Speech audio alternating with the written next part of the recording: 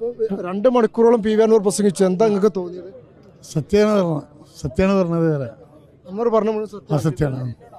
ഇനിയും ആ ഭാവിയിൽ അൻവറൊപ്പം കൂടെ തന്നെ നിൽക്കാനാണ്, അൻവറിന്റെ ഒപ്പം കൂടെ നിൽക്കാനുള്ള പരിപാടി. ഞാൻ കേരള കോൺഗ്രസിന്റെ ജില്ലാ സെക്രട്ടറി കൂടിയാണ്.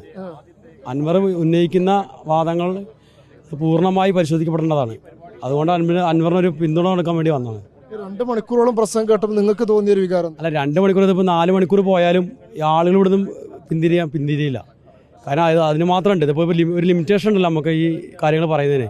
കാരണം ഒന്നാമത് ഇപ്പം പോലീസിൻ്റെ പെർമിഷൻ കാര്യങ്ങൾ മൈക്ക് ആളുകളോട് പിരിയാൻ ഇപ്പോഴും തയ്യാറല്ല. ആളുകളുടെ കാത്ത് കെട്ടിക്കൊണ്ടിരിക്കുകയാണ് ഇപ്പോഴും. ഇതിൽ കക്ഷി രാഷ്ട്രീയം അല്ല. ഇതിൽ മൂപ്പര് ഉയർത്തിപ്പിടിച്ചത് ഈ രാഷ്ട്രത്തിന്, ഈ നാടിനും വേണ്ടിയുള്ള കാര്യങ്ങളാണ്. ആ നാടിൻ്റെ നന്മ മാത്രമാണ് ഇതുവരെ അയാൾ പറഞ്ഞിട്ടുള്ളൂ. നാടിൻ്റെ മതേതരത്വം, കൂട്ടായ്മ, ആ ഒരു സെക്യുലറിൽ നിന്നിട്ട്. അതുകൊണ്ട് തന്നെ നമ്മൾ എല്ലാവരും എല്ലാ ഭിന്നതകളും മറന്നുകാണ്ട് ഈ നാടിൻ്റെ ഒരുമക്ക്, ഈ ഒരു ബൂർഷ ഭവിഷ്യത്ത്, ഈ ഒപ്പം തന്നെ നിൽക്കാനാണ് തീരുമാനം.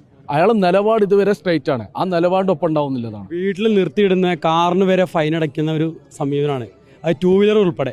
കാരണം കംപ്ലീറ്റ് ഈ റോഡിൽ CCTV വെച്ച് കംപ്ലീറ്റ് ജനങ്ങളെ, സാധാരണക്കാരായ ആളുകളുടെ പൈസ കൊള്ളടിച്ചുകൊണ്ടിരിക്കുകയാണ്. ഇതിനെതിരെ പ്രതികരിക്കണ്ടേ?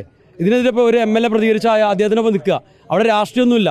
അത് ആരായിരുന്നാലും അതിൽ രാഷ്ട്രീയ ജാതി മതമൊന്നുമില്ല. ഇവിടെ വീട്ടിൽ നിർത്തിയിടുന്ന വണ്ടികൾക്ക് വരെ ഫൈൻ വരികയാണ്. എന്തിന്? കോടിക്കണക്കിന് രൂപ ജനങ്ങളുടെ കയ്യിൽ നിന്ന് അവർ രാവിലെ തൊട്ട് വൈകുന്നേരം വരെ കഷ്ടപ്പെടുന്ന ഒരു ബൈക്കിന് അങ്ങോട്ട് പോയി ഇങ്ങോട്ട് പോയി അവരുടെ പൈസ കൊള്ളടിക്കുകയാണ് ഗവൺമെൻറ്. ഇതിനൊരു MLA ഇപ്പോൾ പ്രതികരിക്കണ്ടേ? അവർ അദ്ദേഹത്തിനൊപ്പം നിൽക്കും ആൾക്കാർ, ഒരു സംശയം വേണ്ടത്.